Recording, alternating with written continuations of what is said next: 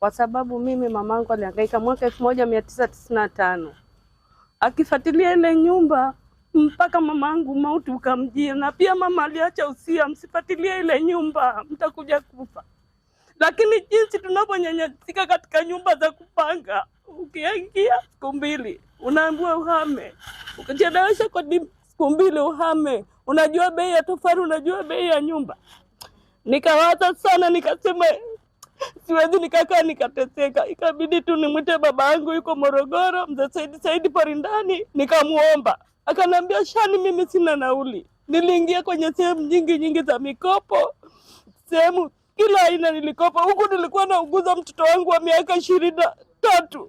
Naondoka na mwacha mwanangu pale chini kalala, lakini nilipiga simu kwa ndugu zangu, maana sisi tuko watatu, nisaidieni hili jambo. Kila mtu alisema sisi hatufuatilii nyumba, tunaogopa kufa, tunaogopa pia kuacha vitu vyetu, tukaacha na watoto. Lakini nilimwomba Mungu sana usiku na mchana. Nikasema, Mwenyezi Mungu, kama ni haki ya babangu na mamangu, mimi najaribu.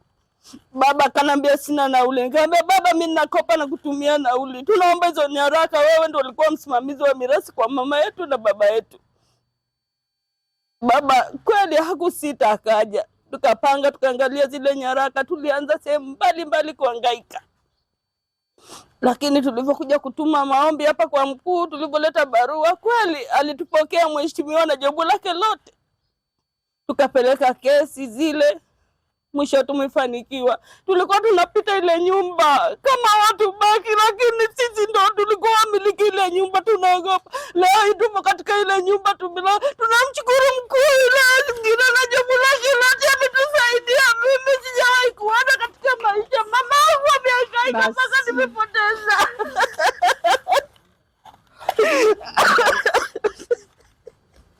Nashukuru wote na jobu lake na mkuu na zingine. Sina cha kuwalipa, Mungu tu atalipa. Mama katuletea mama ametuletea viongozi wema, sikutegemea mimi. Leo inakuja kukabidhiwa nyumba, napoteza mama na mtoto mimi. Mama wangu akikwapo akishukuru sana, maana amehangaika miaka mingi. Nakabidhiwa nyumba tarehe 30, mimi tarehe 14 mwezi wa 8 mwanangu mimi ananiacha. Ila nashukuru sana mheshimiwa, sina mimi cha kukulipa mheshimiwa, na jobu lako lote mheshimiwa. Leo na sisi tuko kwetu mheshimiwa. Nashukuru mheshimiwa.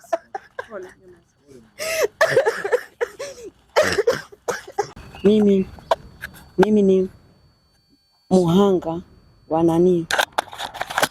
nilipata shida kwenye upangaji wangu wa chumba. Nilipangisha mwanasheria akitaka kupangisha, akaniambia hivi, nataka kuendeleza maendeleo. Mimi nikasema haiwezekani, mkataba unaeleza kwamba hakuna kuongeza kitu mbele ya nyumba. Nimehangaika sana hiyo miaka 5. Nilipata changamoto, nikata Dar es Salaam, ndo akapata nafasi ya kunigandamiza. Tulimpa notisi mwaka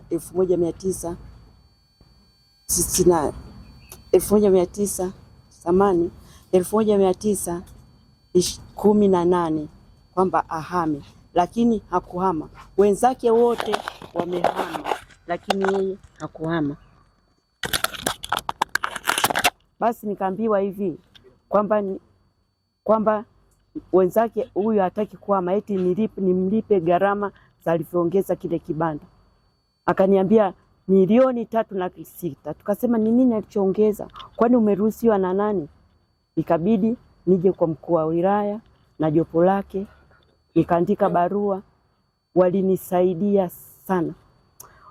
Kweli nashindwa kujieleza jinsi walivyonisaidia. Namshukuru Mheshimiwa Rais, pia namshukuru na mkuu wa wilaya kwa jinsi walivyonisaidia na jopo lake hadi wameondoka. Hawanifahamu, lakini wamenisaidia sana. Tunamshukuru Mheshimiwa kwa kuwa ametuletea watendakazi wenye uadilifu na uweledi mkubwa sana. wamenisimamia mimi mpaka nimefanikisha hilo swala langu.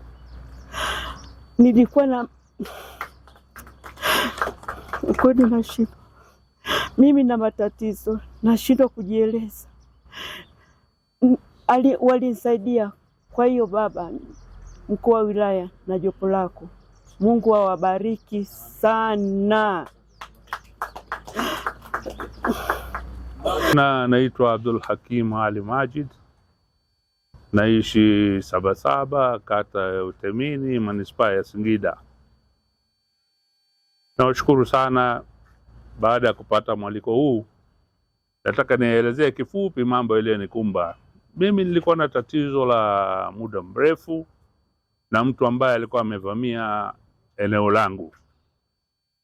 Baada ya kuwa nimemfuata mara nyingi kwa kauli tu, kukutana mimi na yeye, wakati mwingine kuwatumia watu, hakutaka kunielewa.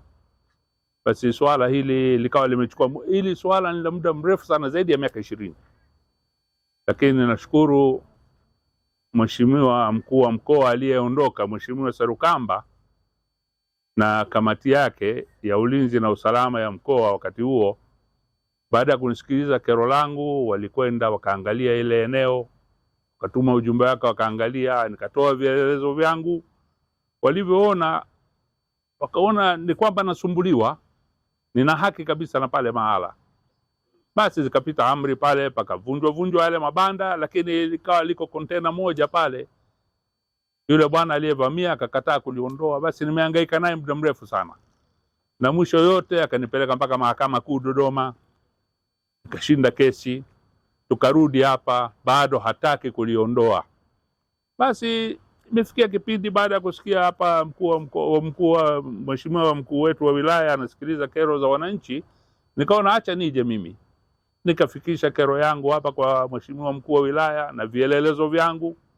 Walivyopitia wakaniambia basi hili swala ngoja tuanze kulifanyia kazi tuone. Basi uzuri, nashukuru kamati ya kikosi kazi Samia ikawa imekabidhiwa jukumu hilo na mkuu wa wilaya chini ya uongozi wake.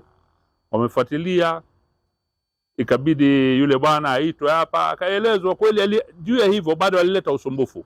Maana sio kama tatizo lilisha tu mara moja.